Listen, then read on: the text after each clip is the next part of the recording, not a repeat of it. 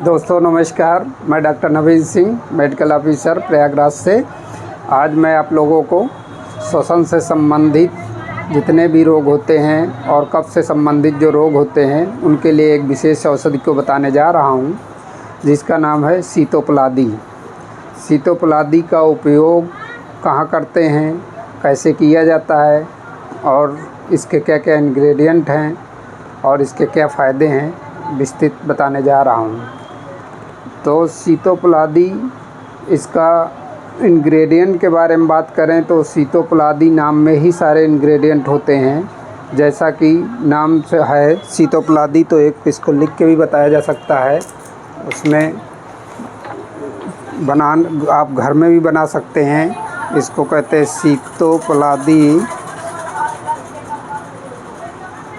तो C means Sita होता है, सीता मीन्स मिश्री होता है, ता मीन्स तुगा छीरी होता है, तुगा छीरी को वंशलोचन भी कहते हैं, वंशलोचन।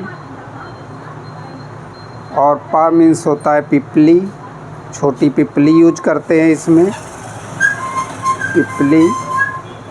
और एक ला होता है, ला मीन्स एला, इलायची इसको बोलते हैं, छोटी इलायची जो पान में खाई जाती है उसको।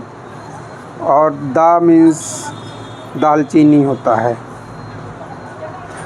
तो दालचीनी, इसको घर में बना भी सकते हैं। इसकी मात्रा कैसे लेंगे, 1 भाग ये लेंगे तो 2 भाग ये, 4 भाग ये, 8 भाग ये और 16 भाग ये। मान लीजिए 5 ग्राम दालचीनी लिया, 10 ग्राम इलायची लिया, 20 ग्राम पिपली लिया, 40 ग्राम वंशलोचन लिया, तो 80 ग्राम मिश्री लेते हैं।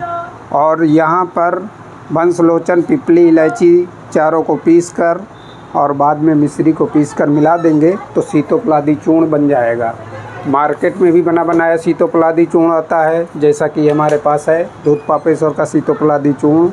टैबलेट फार्म में भी आता है। इसकी टैबलेट सीतोपलादी नाम से आती है, जो 2-2 गोली इनको भी लिया जा सकता है।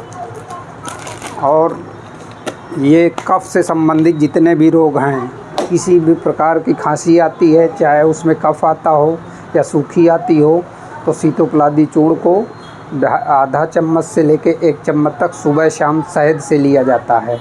आपको बलगम आ रहा है या यहाँ तक कि टीबी, ट्यूबरकुलोसिस में भी बहुत ही उपयोगी होता है।